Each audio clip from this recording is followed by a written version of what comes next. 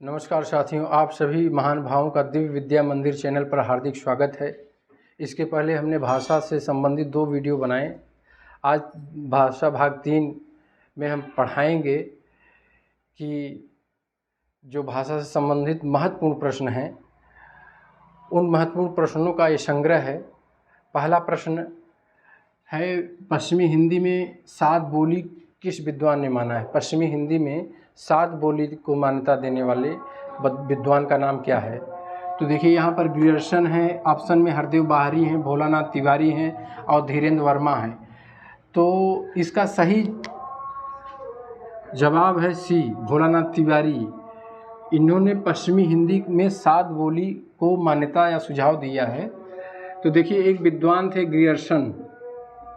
Grierson ने भाषा सर्वेक्षण किया है। भाषा का सर्वेक्षण ग्रियर्सन महोदय ने किया और इन्होंने इसके पहले वाले वीडियो में हमने बताया था कि हिंदी की 5 उपभाषाएं हैं, लेकिन ग्रियर्सन साहब सिर्फ 2 उपभाषाओं को, पश्चिमी हिंदी और पूर्वी हिंदी को मान्यता दिए ग्रियर्सन साहब।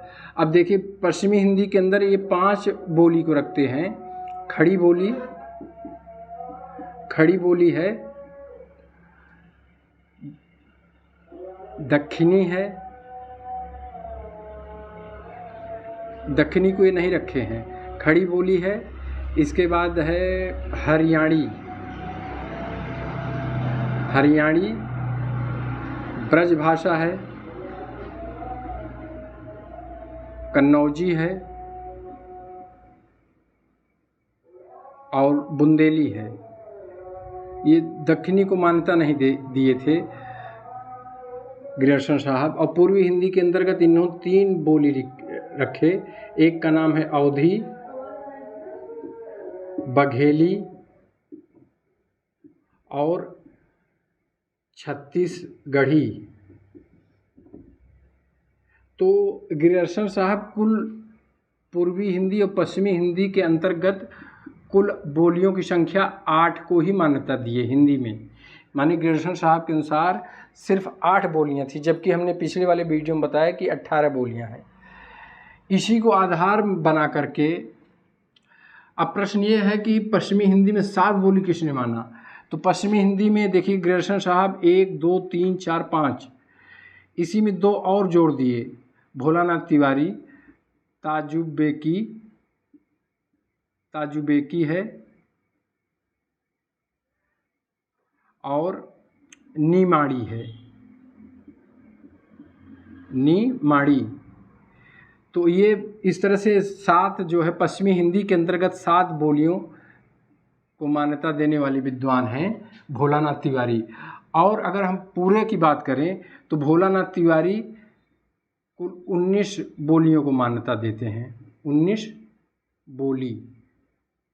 बोलियों को ये मान्यता दिए हैं, क्योंकि 17 तो था ही।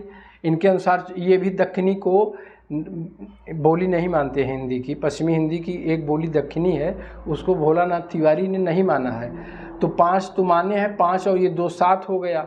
और इस तरह से उनका जो है 19 पहुंच जा रहा है। 17 और विद्वान माने थे, और ताजुबेकी और निमाड़ी को अगर आप जोड़ देंगे तो 17 2 19। जबकि हरदेव बाहरी इन्होंने कुल 18 बोलियों को मान्यता दिया है। भोलानाथ तिवारी के अनुसार है, भोलानाथ तिवारी के अनुसार, और हरदेव बाहरी के अनुसार 18 है।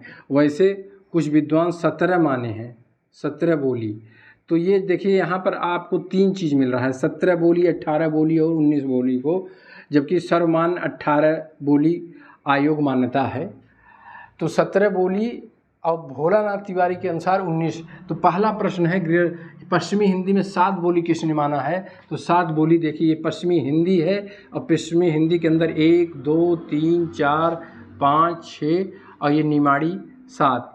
तो ये 7 बोलियों को स्थान देने वाले भोलानाथ तिवारी हैं। दूसरा प्रश्न है, देशवाली किस बोली का नाम है? तो इसको आप लोग देख लीजिए, देशवाली किस बोली का नाम है?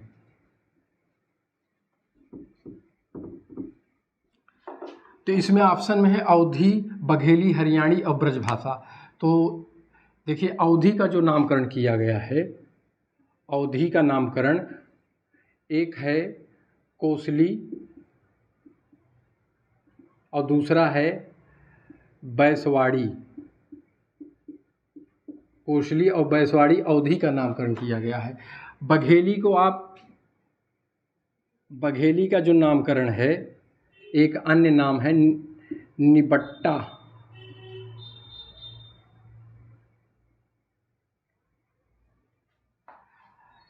और देखिए हरियाणी का जो नामकरण है,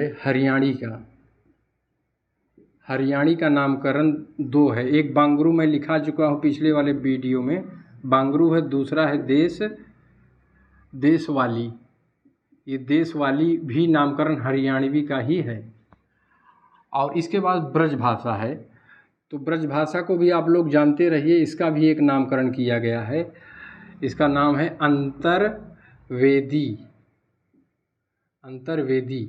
तो ये बहुत ही महत्वपूर्ण, देखिए एक प्रश्न से आपको 7-8 प्रश्न मिल रहे हैं। एक प्रश्न की व्याख्या में हम 7-8 प्रश्न आपको दे रहे हैं। अवधी का नामकरण है कोसली, बैसवाड़ी, बघेली का निबट्टा, हरियाणवी का बांगरू, देशवाली और ब्रजभाषा का अंतर्वेदी नामकरण किया गया है। इसके बाद तीसरा प्रश्न है लरिया किसे कहा गया है। तो लरिया किसे कहा गया है, इसका सही जवाब है देशवाली का हरियाणवी। अब देखिए लरिया किसे कहा गया है, ऑप्शन में है कौरवी, डिंगल, पिंगल और छत्तीसगढ़ी। तो इसको भी जान लीजिए। देखिए कौरवी का नामकरण कौरवी का नामकरण एक कुरु जनपद था। कुरु जनपद जहाँ हस्तिनापुर था, पहले एक कौरव पांडव का युद्ध हुआ था महाभारत में, तो वहीं कुरु जनपद है। और कुरु जनपद, तो कौरवी का जो नाम है खड़ी बोली को ही कौरवी कहा जाता है। और कौरवी नामकरण करने वाले थे महापंडित राहुल शाकृत्यायन। इन्होंने कौरवी का नामकरण किया है, खड़ी बोली का नामकरण इन्होंने कौरवी किया है।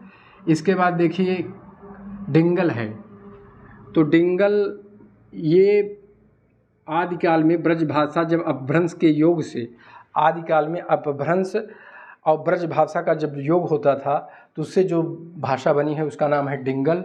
और डिंगल को आप भाट भाषा कह सकते हैं, भाट भाषा, क्योंकि आदिकाल में रासो काव्य लिखा गया और राजाश्रित कवि जो होते थे वो चारण होते थे, भाट होते थे, वो राजाओं की वीर प्रशंसा किया करते थे। तो भाटों द्वारा जो भाषा निर्मित हुई उसी का नाम है डिंगल। और दूसरा है पिंगल। आदिकाल में ही अपभ्रंश के बाद जब ब्रजभाषा का योग हुआ उससे जो भाषा निर्मित हुआ उसका नाम है पिंगल। और इसको आप नाग भाषा भी कह सकते हैं। क्या कह सकते हैं? नाग भाषा। अब छत्तीसगढ़ी है। देखिए एक ही प्रश्न की विस्तार देखिए, ऑप्शन में छत्तीसगढ़ी आ गया है। अब इसके दो नाम हो सकते हैं, एक है खलटाही और दूसरा है लरिया। तो यही प्रश्न पूछा गया है, लरिया किसे कहा जाता है। तो लरिया जो है ऑप्शन डी सही होगा, छत्तीसगढ़ी को लरिया कहा जाता है। फिर एक अगला प्रश्न, चौथा प्रश्न है जोलहा, गहोरा और जूझड़ उपबोलियां हैं। तो देखिए इसको भी आप लोग जान लीजिए। ये प्रश्न है, चौथा प्रश्न आपके सामने आया है, बिल्कुल नया प्रश्न है। जोलहा, गहोरा और जूझड़ उपबोलियां हैं। तो जान लीजिए इसका सही जवाब है अवधी की ये उपबोलियां हैं। अवधी तो एक बोली है और उस बोली में कई उपबोलियां हैं, जोलहा है, गहोरा है, जूझड़ है। बघेली, अब देखिए बघेली है और भोजपुरी है और हरियाणी है। तो बघेली को भी आप कई नामों से जानेंगे। बघेली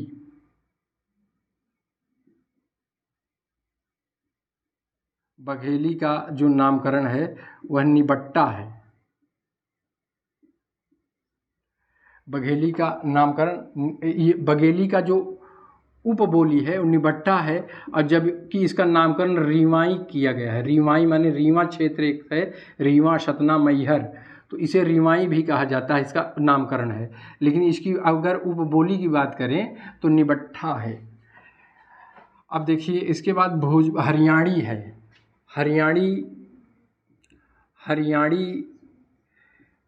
हरियाणी का जो है दो नामकरण, एक जाटू है और एक चमरवा है।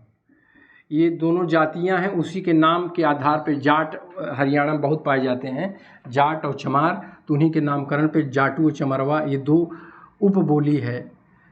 और जोलहा, गहोरा और जूजड़ ये अवधी की उपबोली है, तो इसका सही जवाब है ए।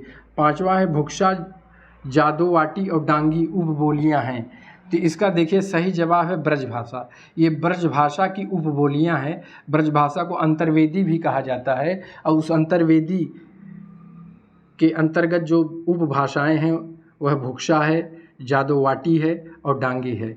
देखिए परीक्षा में बुंदेली से भी बहुत प्रश्न बनता है, तो बुंदेली की उपबोली ये भी आप जानते रहिए। पिछले वर्ष 2020 में आयोग द्वारा ये प्रश्न बना था, तो पांवरी या पवारी, और उसके बाद बनाफरी है। बनाफरी उपबोली तो इतना प्रसिद्ध हुआ है बुंदेल में, जो आल्हा खंड परमार रासों का वह बनाफरी छंद में ही लिखा गया है, बनाफरी ही उसकी उपबोली है और बुंदेली के अंतर्गत आता है। इसके बाद एक दो और हैं, एक है निभट्ठा और दूसरा है लोधांती, ये भी आप लोग जानते रहिए।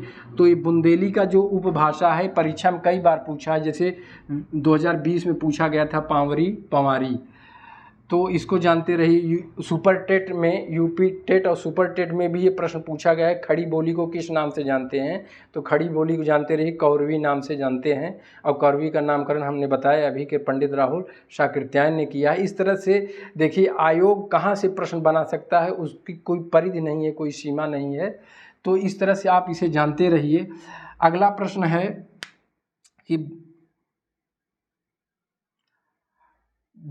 छठा प्रश्न है, ब्रजबुली बोली का नामकरण किसने किया है, तो इसे आप जान लीजिए। देखिए मैं आपको बता रहा हूँ, एक दौर था आदिकाल में ब्रजभाषा को पिंगल कहा जाता था, क्योंकि पिंगल क्या है, अपभ्रंश और ब्रजभाषा का योग है। उसके बाद भक्ति काल में इसका नामकरण ब्रजभाषा पड़ा। इसका नामकरण क्या पड़ा, ब्रजभाषा। पिंगल जो है ब्रजभाषा के रूप में अवतरित हुई।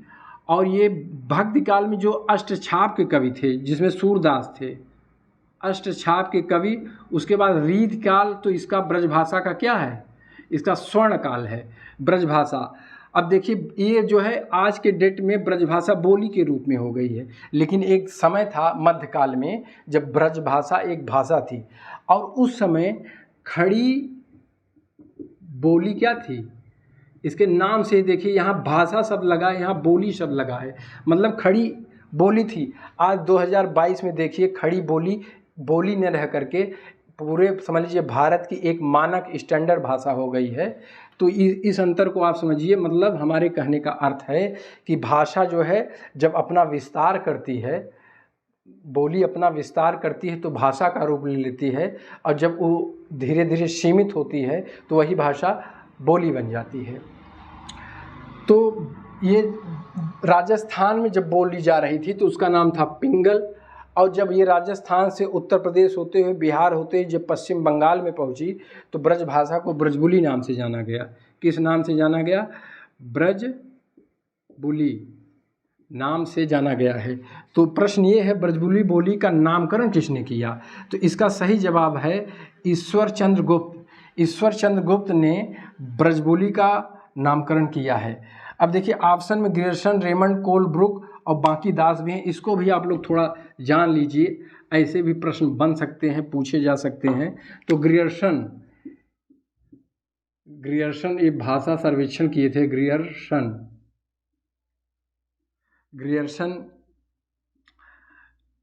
ग्रियर्सन ने दो नामकरण किया है, एक है राजस्थानी और दूसरा है बिहारी। ये दोनों नामकरण किसने किया है? ग्रियर्सन ने किया है। इसके बाद रेमंड हैं, ये भी एक यूरोपीय विदेशी विद्वान थे। रेमंड नामकरण भोजपुरी का किए हैं। भोजपुरी का नामकरण किसने किया है? रेमंड।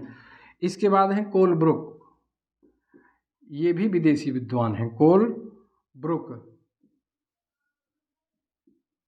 कोलब्रुक देखिए, कोलब्रुक जो नामकरण करते हैं वह मैथिली का किए हैं, मैथिली का।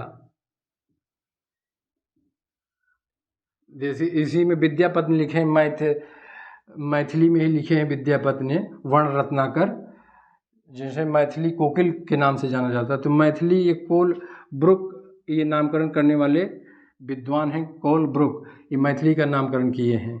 देसी बैना सब जन मिठ्या, तो ये देसी बैना है मैथिली। इसके बाद देखिए बांकीदास हैं।